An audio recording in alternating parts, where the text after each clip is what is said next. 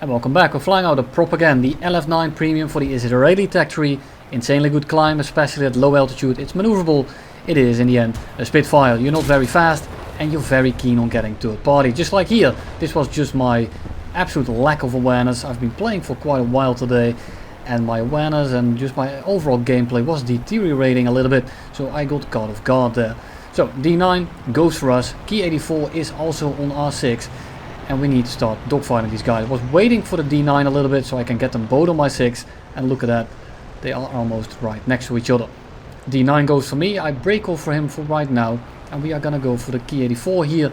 We're going to try to get ahead on him. And we're going to try to start a turn again. So I can start turning with both of them at the same time. And for you today I got a few highlights and a carry. But it's mostly going to be focusing on the dogfights. And I've been cutting it down quite a bit. Here we go. We dodge their guns and are right next to each other. Get ready for the montage shot. Key 84 right through the guns. What a great way to start the fuck. And after the D9, third and the fourth guy joined the fight. I'm pretty confident that I could have handled the D9 in that situation if he hadn't run away. But the second you start getting number 3 and 4 in the mix, you are very likely going to be dead. And getting third partied in this plane is one of the biggest problems you will find. Because most people don't want to take the fight with you. And the second you start a fight with anyone else, anyone wants to kill you because you are a Spitfire that's engaging someone else. So be prepared for people running away from you, and the Yak 3U like right here is one of the worst planes you can face in this thing because it does what you do but a little bit different and in my opinion a little bit better. This thing has an extremely good climb rate, top speed, turn rate, and it holds its energy pretty damn well. So yeah, I'm kind of looking at a Tempest Mark II that can also very easily just dogfight you. And this thing is extremely good in the vertical, but the Yak 3U is simply going to be a little bit better. Do keep in mind that your stall speed as well as your turn rate is a little bit superior here in this fight. So you can tell that I'm trying to keep it a little bit more horizontal instead of trying to go vertical. So the second I cut in a little bit, you can see that I flattened the turn, lose as little speed as possible, trying to get some position in, and the second I get position, I can just start pitching up at him, and there is very little he can do. Of course he can just break off and run away, disengage at will, which is exactly what he does right here, which is the right thing to do. Unfortunately, I still have basically all my ammo, and their entire team is as good as that. So I have 270 rounds of 20 mil to make sure that this Yak 3U doesn't make it back to the runway. He starts defensive flying and I'm using 20 mils here and there, only the 50 cal. So sometimes it's stealth, sometimes it's tracers, mixed it up a little bit, managed to hit his fuel tank with a 50 cal. He's of course going to put the fire out, we reignite it, and then he full commits head on someone and crashes into a tree. Not gonna bore you with that, it's gonna take about 1.5 minutes. Instead I'm gonna show you another 3v1. J7W1 coming in, very dangerous in terms of guns, high speed handling, but he's not going very fast, so I can just pull up over his nose and then pull in behind him. And because he's not very fast, I can simply cut him off from running away almost instantly. So the J7 is now going 400 kilometers an hour with an extremely bad flight performance if it's not going very fast, and it clearly wasn't. So you can just bully that thing, just turn around, you get on its 6, and it doesn't have the best climb rate, it doesn't have the best acceleration, and basically if you get caught off guard on that thing, you are going to die. And this right here is basically what the Spitfire experience is like. And I'm above guys, and of course we're on the deck now, so it's not as much of a problem, and these are the 2 last guys, so I don't have to worry about people climbing above me, I don't have to worry about people coming from nowhere. It's an FU4B and an A6M5 Go, and I'm above them. I dictate the fight at this point, but the FU is faster and the A6M is more maneuverable, and all they have to do is constantly dive away from me, run away, extend until I bleed my energy. Luckily with this Spitfire you can get it back pretty quickly because it has that absolutely bonkers climb rate on the deck. If you're flying something like a Mark 5, if you're flying something like the Mark 9 at 4.3 and all those planes, you're going to run out of energy pretty quickly. You are still a Spitfire, you're not very fast, and you do bleed energy relatively quickly. So if you have to keep on doing this over and over again without the climb rate to actually make up for it, you are going to eventually just end up on their altitude and you are going to be boom and zoom to that. You can of course just keep climbing and wait for the enemy to get bored, forcing the stalemate, but I just don't have fun flying that way, so I'm not gonna be doing that. The problem is, however, if you start getting this kind of fight and people keep running away from you, you're not actually getting any kills in. In the meantime, you're just bleeding your energy until you end up like in the first clip. Yes, for the people that don't know what sarcasm is, because I know there's one guy in the comment section, you know who you are, that was sarcastic. I did actually die. The FU4B gets pulled into the vertical here, and I also want to go vertical with the A6M because I had a feeling that he was going to try to pitch up for me after I went head on with the FU, and that's exactly what he did. Right now he's pretty damn slow. Pretty great. A6M5, down he goes. And now the FU was trying to turn in because I was going for the 0. So I can just pull in behind him now because he got a little bit greedy and he thought it was a 2v1, and he's right. But in that scenario, probably not the best idea to instantly turn around. Luckily I killed the 0, because if I hadn't, that FU would have definitely fucked me up. And if I hadn't been fucked up by the FU, I would have been probably by the 0, because he is now outrunning me next to the FU. The FU can just force me slow, I dodge, and then the A6M easily catches me. RE 2005, which is one of those older planes that I don't really want to deal with. The game has been going on for a while now, and they have been putting up a pretty good fight. Everyone has been crit, everyone has landed. Pretty boring gameplay, a little bit of the same old, same old.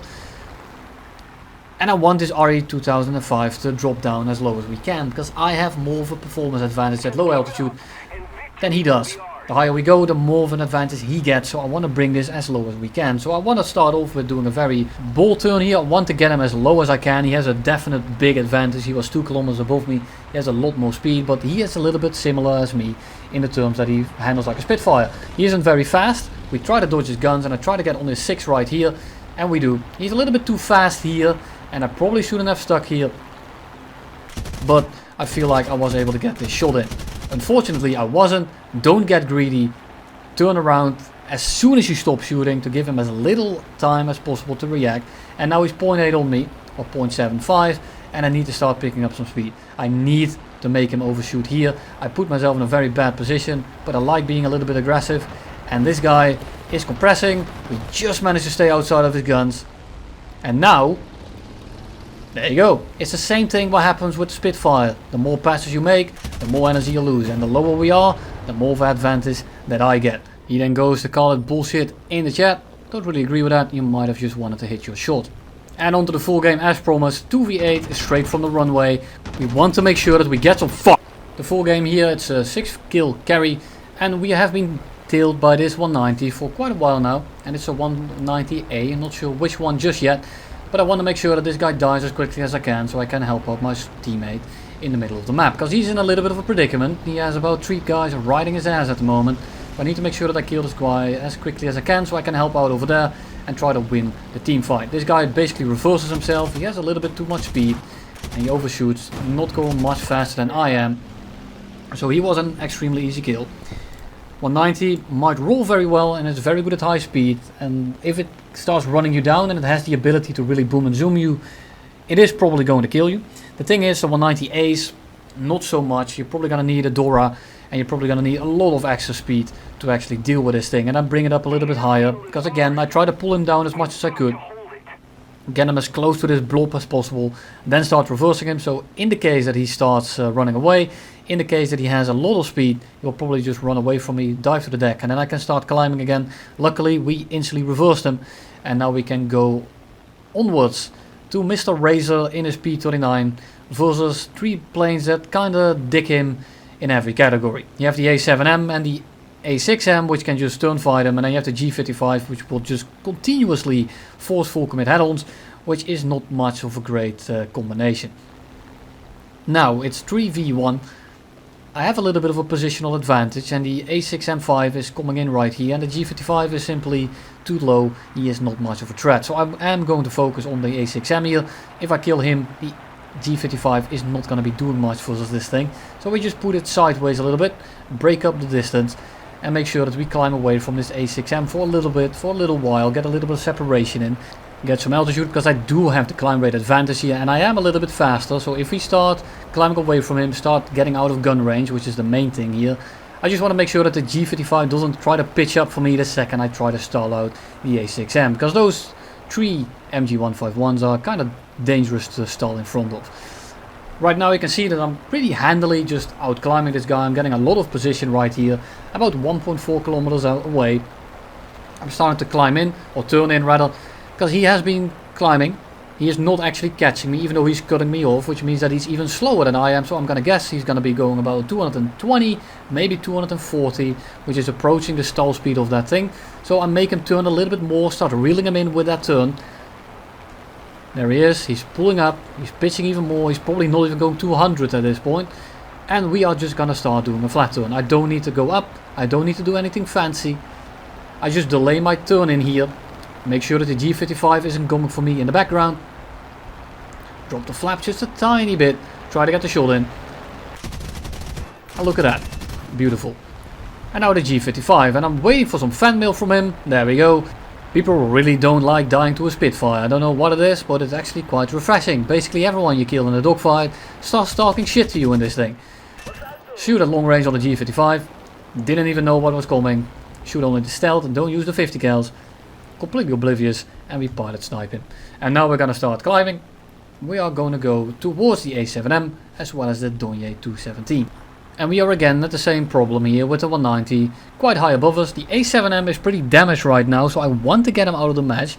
It's pretty late game. I'm kind of low on fuel. Looks like I have 11 minutes, but I'm pretty far away because there's Norway and there's still 4 enemies up. There's a Donye 217 here. I'm gonna be shooting him at long range, get a crit in. And I'm not going to be sticking on him because of his gunner. And it might look weird that I'm focusing the A7M right now, because there is a 190 up there, which is completely correct.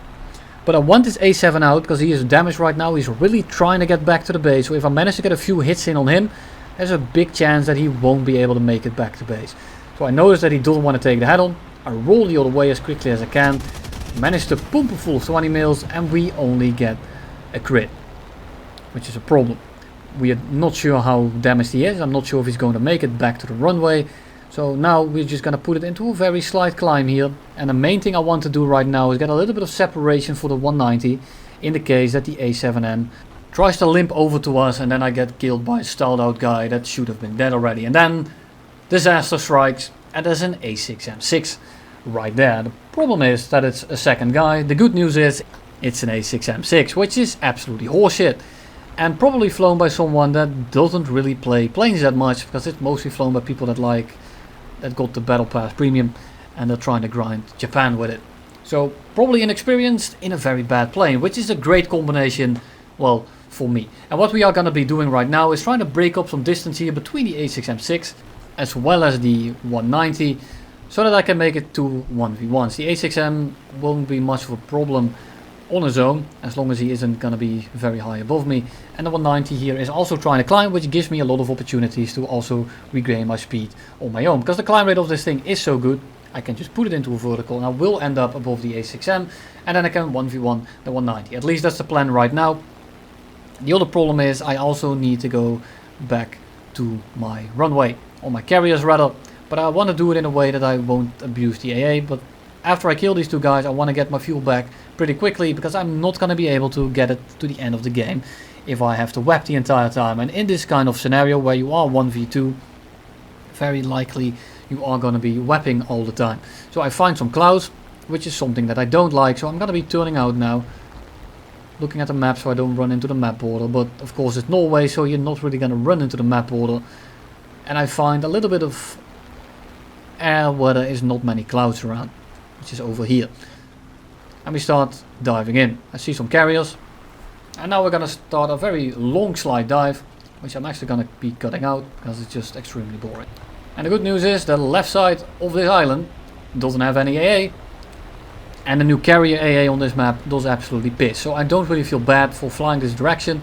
Plus I'm mistaken and this carrier AA is absolutely cracked, but I've never really experienced it from the moment they got new AA. So right now I'm actually doing something very counterintuitive.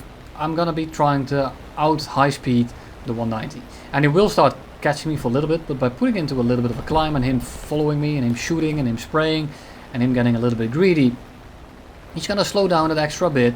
And once we start getting below that 580 mark, I'm gonna start putting this into a little bit of a steeper climb. First we make him turn a little bit so he can't get his speed back up 1 kilometer, and we put it into a very slight climb. Now, you just put it into this kind of climb, and the 190 is not gonna be getting very close to this, because the climb rate of that thing is just not very great. dodge shots a little bit, and at this point it's kind of done deal. There's not much he can do. I just have to make sure that I don't get sniped at like 1.2 kilometers. And then he does the thing, he breaks off. Which is what I don't want, because I need to kill him as quickly as I can, because then I can deal with the A6M. So he put it again into a climb. I notice that he pitches back in and he's going to be cutting me off, and he's going to be getting in range, and I don't want that. So I break off. I get again some extra altitude, and I'm very low on fuel here, which means that I'm also extremely light. And the 190 took off way later. I'm trying to get the shot in here. I delayed it just a little bit too much, or I didn't delay it enough, so I didn't get the shot in, which is kind of fucking me over now. Because I need to kill this guy as quickly as I can, because I don't really know where the A6M6 is. He is pretty far away. He's about 6 kilometers out. But the longer it takes, the more of a disadvantage I will be in. Managed to just miss the shot. Luckily, he's reversed and will end up right in our gun sight. Problem is now, where is the A6M6? He is probably not going to be pretty far away, and he is probably going to be diving on us. And there he is. He gets spotted 3 point something kilometers away. Not a great situation to be in. Very quickly look if everyone is actually dead, and they are. 2.4 kilometers, and I don't want to start flying towards the airfield here, or towards the left side of the base, because that feels a little bit scummy. At this point he has outplayed me in the fuel department and just resources in general. So we make him compress, we pull up over his and under his nose, and then he just flies straight. I hit him, he starts pulling, and the A6M is just, it's a very sad plane, especially the A6MC. And now we are 30 seconds of fuel left, and there's only carriers to land on, which carriers in itself aren't the biggest problem. The problem is I'm so low on fuel that I only get 1 shot. So I need to get there first, and then I need to make sure that, well, I line it up properly. I come from the right direction, because they are slowly moving to the left side here, to the east.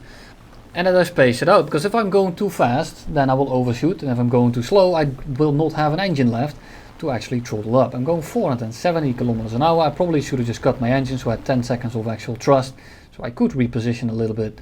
But at this point I was very busy trying to land as quickly as I can, trying to get the 7th kill in on the guy that I crit earlier.